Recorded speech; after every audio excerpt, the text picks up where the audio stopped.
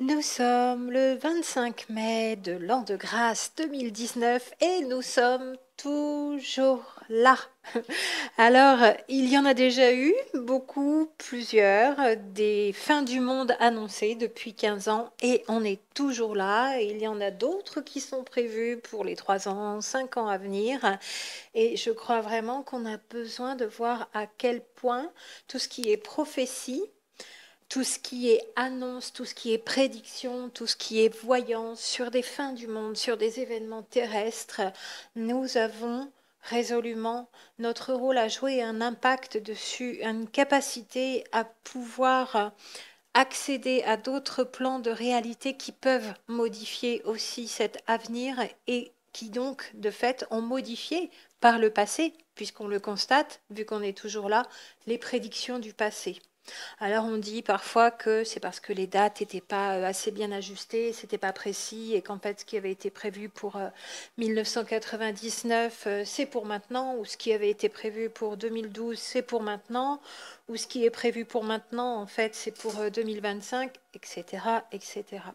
Je pense que réellement les potentiels de destruction et de fin du monde dans les prophéties qui ont été écrites par Nostradamus et tous les autres et ceux qui ont annoncé certains événements terrestres sont réels. Ces personnes ont réellement vu quelque chose dans le potentiel humain.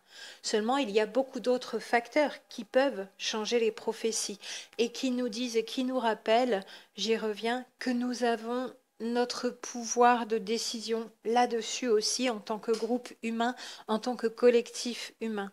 Et j'avais vraiment envie de vous en parler parce qu'en ce moment, il y a beaucoup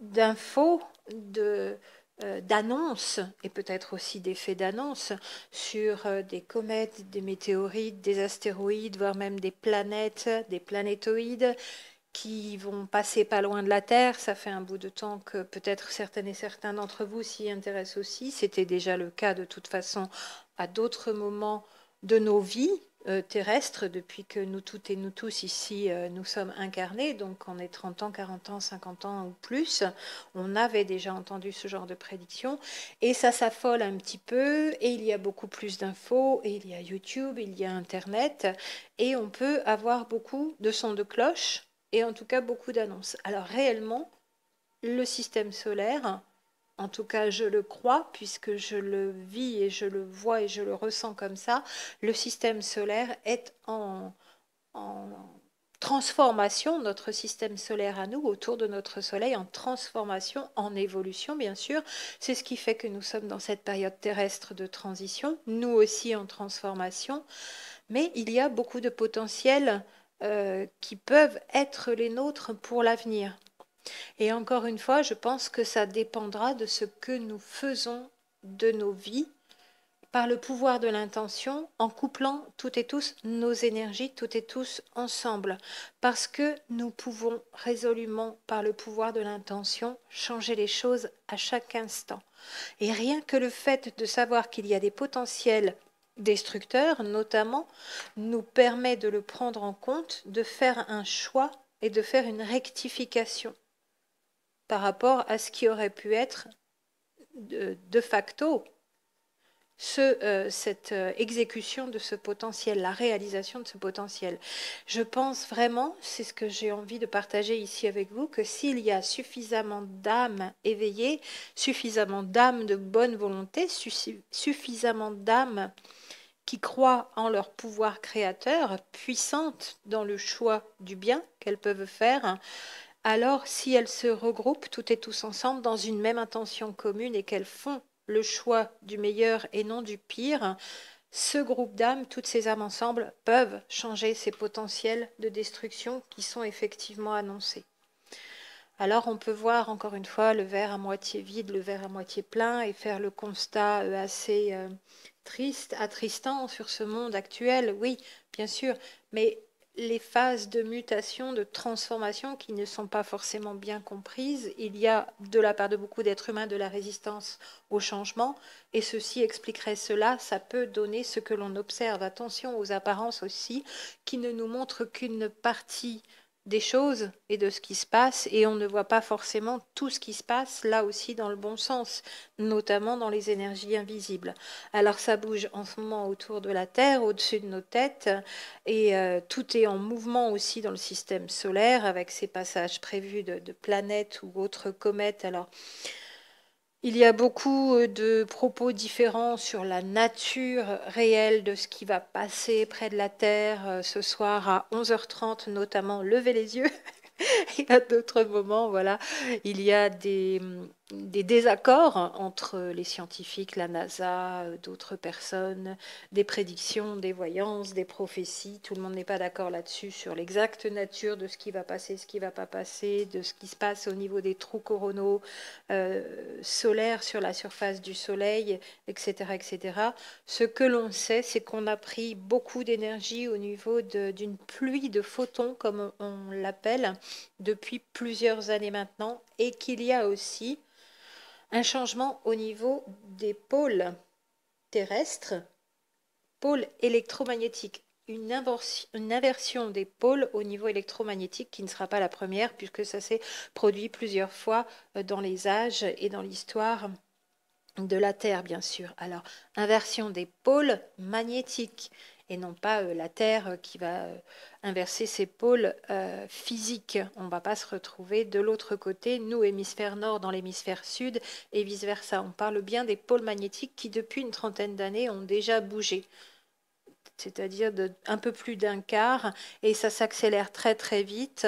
Et on se retrouverait avec le pôle nord qui passe au pôle sud et le pôle sud qui passe au pôle nord, les pôles qui s'inversent. Ça expliquerait d'ailleurs aussi beaucoup de changements climatiques sur Terre en corrélation avec d'autres événements cosmiques. Je vous en avais parlé en vidéo numéro 99, notamment sur ce qui se passe un petit peu au niveau du cosmos, de l'univers, du centre de la galaxie, les magnifiques émanations gamma, radiation gamma, pardon, les bulles de Fermi. Vous regarderez en vidéo 99, rien que pour les images, c'est magnifique. Je vous avais parlé des changements terrestres un petit peu avant dans la numéro 97, si ça vous intéresse. Mais ces changements terrestres, ce que je veux vous dire ici, ne s'effectuent pas sans nous. Dans les prophéties, dans la voyance, dans les prédictions, on a l'impression qu'on va être soumis à quelque chose d'inéluctable et qu'on doit se résigner à la fatalité. Pour moi, tout ce qui se transforme ici, maintenant, sur Terre et même dans le système solaire, l'humanité a son rôle à y jouer, et d'ailleurs l'humanité joue son rôle. Tout ce que l'on fait sur Terre a un impact au-delà de la Terre, dans ce qu'on lance comme satellite, etc., autour de la Terre.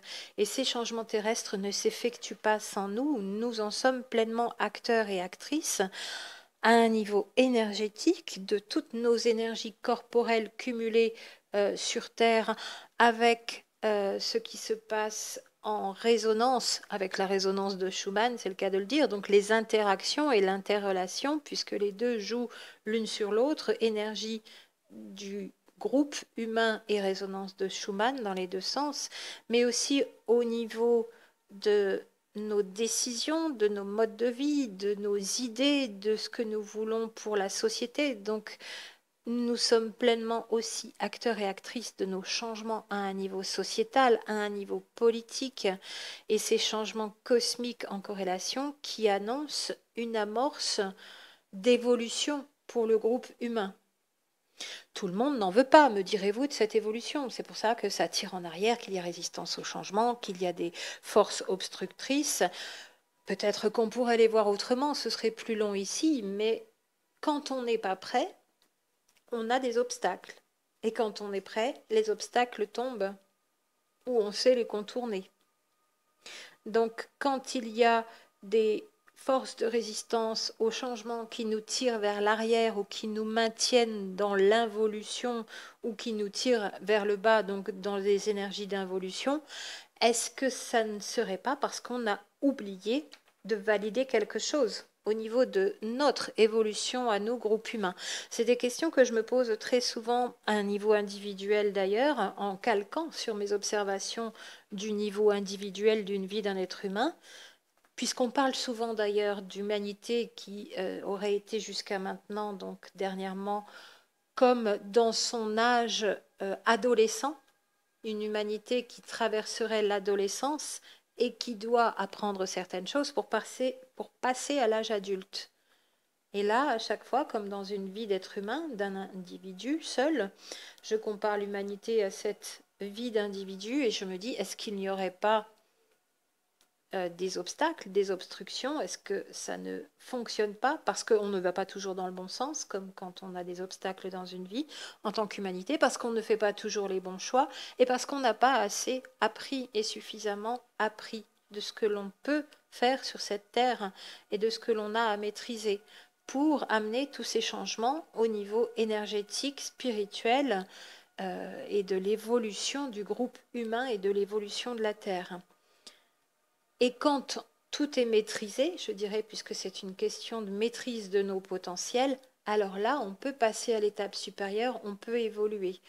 Est-ce qu'il y a un temps donné que l'on ne peut pas dépasser ou est-ce que l'on a toute l'éternité pour pouvoir grandir à notre rythme? Ça, ce sont des grandes questions auxquelles je n'ai pas réponse, en tout cas là tout de suite maintenant de manière succincte et rapide, mais ce sont des questions, oui, auxquelles on peut réfléchir par rapport aux apprentissages encore nécessaires des êtres humains en fonction des éléments naturels, cosmiques, terrestres, matériels donc de la planète qui s'annoncent à nous, qui s'avancent au-devant de nous et qui, eux, demandent à ce que l'on fasse des choix et à ce que l'on prenne des décisions. Donc, prêt ou pas prêt, ces choix nous sont proposés. C'est maintenant et pas dans 10 ans ou dans 20 ans ou dans 100 ans ou dans 1000 ans.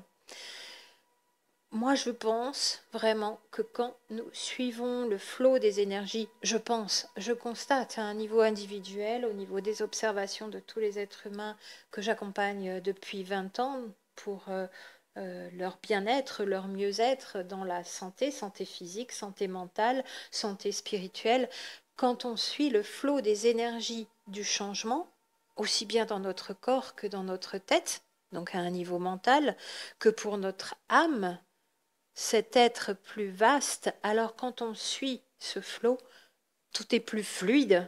On est justement, ça coule de source, les images et les mots sont toujours là, dans ce sens-là, c'est plus fluide, tout se passe bien, tout se passe bien dans notre vie, tout se passe bien pour nous et les obstacles qui étaient là précédemment disparaissent.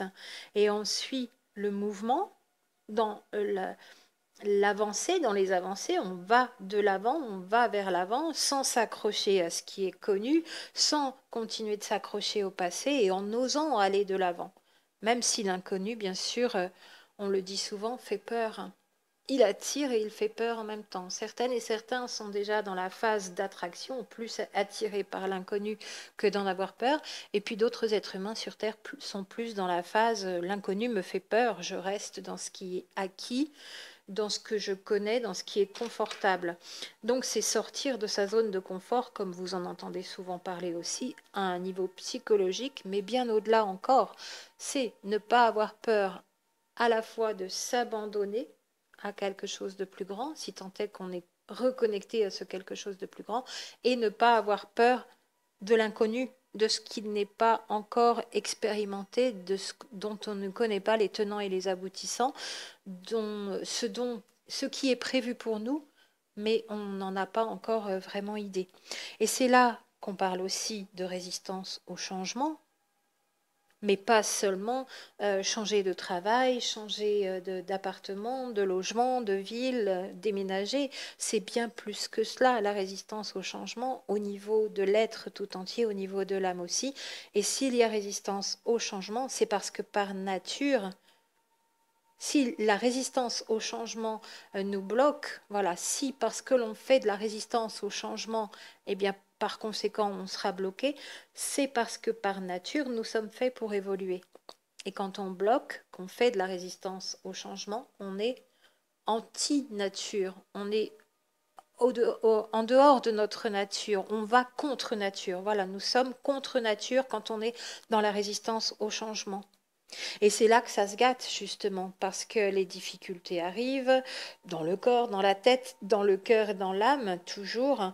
La vie devient difficile, on peut avoir des problèmes de santé, tout ça, ça se crispe, ça se cristallise et on résiste encore plus et on est encore moins connecté à cette nature divine qui est la nôtre, qui nous reconnecte au grand tout, et on fait encore plus de résistance au changement, et l'ouverture de conscience spirituelle est beaucoup plus difficile. Et la vie devient plus difficile aussi. Et on stagne. La résistance au changement, c'est l'immobilisme.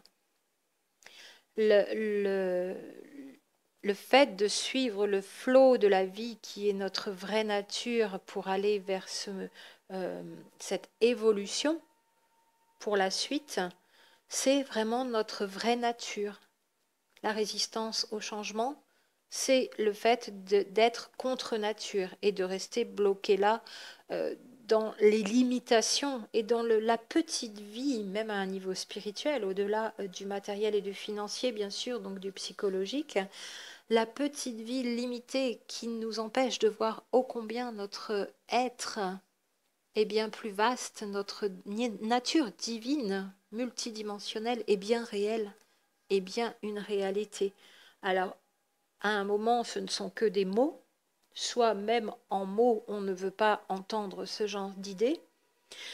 Et puis, il y a un moment où les mots commencent plus ou moins à nous intéresser, nous intriguer. Et puis, il y a une troisième phase encore où, au-delà des mots, on commence à expérimenter ce que ça veut dire aussi, cette nature divine et cette multidimensionnalité. Et certaines et certains d'entre nous font déjà des expériences depuis quelque temps ou depuis plus longtemps, depuis l'adolescence, pour certaines et certains d'entre nous aussi, moi y compris, d'autres perceptions de la vie, de l'univers en dehors du terrestre et des autres énergies, des autres êtres avec qui l'on peut communiquer aussi. Pour certaines et certains, ça fait déjà quelque temps qu'on expérimente. C'était plus ou moins précis, plus ou moins récurrent. Ça a été une fois à l'adolescence, par exemple, et puis après au jeune âge adulte, et encore une autre fois. Et puis ça s'accélère de plus en plus. Si vous aussi, vous faites partie, comme moi, des personnes qui multiplient les expériences au-delà du corps et de la matière terrestre. Et quand on avance en toute confiance sur ce chemin d'évolution, qui est notre nature, avec l'impermanence et le changement dans ce que l'on fait, dans ce que l'on est, dans ce que l'on a dans nos vies, c'est là qu'il se passe des choses merveilleuses. Et en ce moment, plus que jamais, il se passe des choses merveilleuses sur Terre et dans nos vies, et dans nos êtres, et pour le groupe, le collectif humain. Si tant est qu'on ne fasse pas de résistance au changement et que l'on n'ait pas peur. Si tant est aussi que l'on soit prête et prêt à maîtriser nos attributs retrouvés de notre vraie nature divine. Et là, les obstacles peuvent disparaître, la vie véritablement s'illumine, prend une toute autre consistance, devient beaucoup plus facile, les opportunités apparaissent, les rencontres aussi arrivent dans nos vies et les soucis de tous ordres disparaissent, se dissolvent. Les âmes de bonne volonté se retrouvent et se réunissent, et puis les familles d'âmes dont on parle souvent et les flammes jumelles se retrouvent aussi et guérissent, se guérissent elles-mêmes et guérissent leur environnement et guérissent à un niveau collectif aussi de par leurs énergies qui rayonnent la terre, la matière, tous les matériaux au niveau de ce qui était abîmé sur Terre, de ce qu'il y avait aussi à transmuter, à transformer. Même les énergies du collectif humain ont un impact là-dessus, à un niveau énergétique, de par la masse de corps qui vibrent et qui vibrent à des fréquences plus hautes.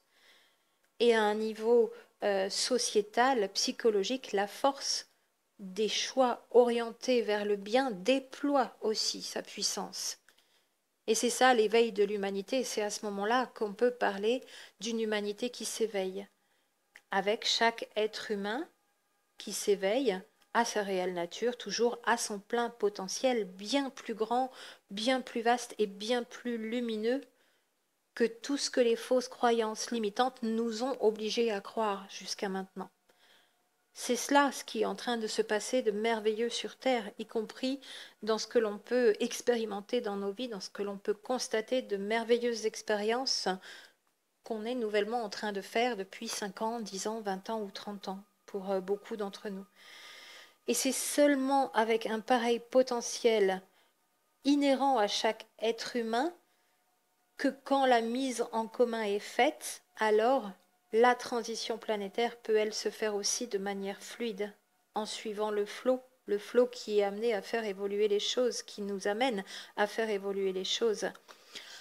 Pourtant, comme je le disais un petit peu plus en avant, il est quand même sûrement nécessaire d'apprendre certaines choses, de redécouvrir comment on utilise ce plein potentiel et d'être dans une certaine maîtrise de ce potentiel. Et on dit souvent que tant que ce potentiel n'est pas maîtrisé, eh bien l'être humain est bridé. Comme une machine, comme une moto, je cite souvent cet exemple, on ne peut pas rouler à pleine puissance si on ne sait pas se servir de notre potentiel. C'est peut-être ça, parfois, souvent, l'explication des obstacles et des énergies sombres, dites involutives, qui nous tirent aussi vers le bas. Parce que sinon, on n'en ferait pas suffisamment bon usage ou pas bon usage du tout, ou on irait dans le mur, parce qu'on ne sait pas encore maîtriser cette énergie de notre plein potentiel. Et que nous retournions maintenant à un âge d'or ou un petit peu plus tard, ça ne dépend vraiment que de nous, dans la maîtrise de ce plein potentiel. Cet âge d'or où toutes les réponses à toutes nos questions de toujours vont nous être enfin révélées. Cette transition planétaire qui nous amène vers un plan de conscience supérieur, ce que l'on appelle l'ascension.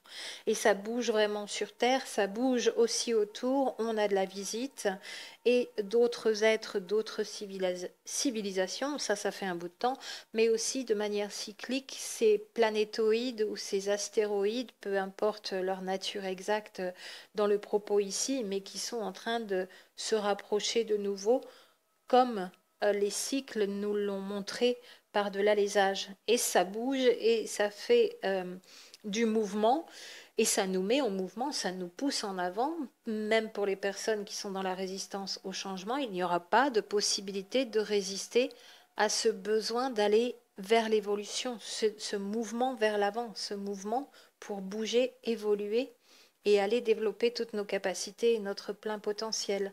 Alors ça nous amène toutes ces expériences sensorielles au niveau corporel et puis des expériences au niveau énergétique, des nouveaux ressentis qu'on ne connaissait pas encore et puis avec ces rencontres avec une autre vibration d'âme qui nous ressemble tellement, qui nous est tellement similaire. Il y a là aussi des échanges de choses nouvelles qu'on ne connaissait pas avant, qu'on n'avait pas encore expérimentées, des états de modifiés de conscience qui arrivent, des contacts avec des autres êtres, bien sûr, pour certaines et certains d'entre nous, et encore dans les expériences. Et ça bouge, et c'est vraiment des choses redécouvertes, nouvelles, qui nous apportent beaucoup d'émerveillement. En tout cas, je fais partie des personnes qui le voient sous ce jour merveilleux. Oui, il y a des potentiels plus noirs, mais ce sur quoi nous portons notre attention est ce qui se manifeste. C'est ce qui va se manifester. Si on pense à des catastrophes, on crée des catastrophes. Si on pense à régénérer tout ce qu'il y a à régénérer, à être dans notre vraie nature divine, c'est ce que l'on va créer aussi. Donc notre avenir nous appartient par le potentiel que l'on a choisi de manifester par les choix de chaque instant.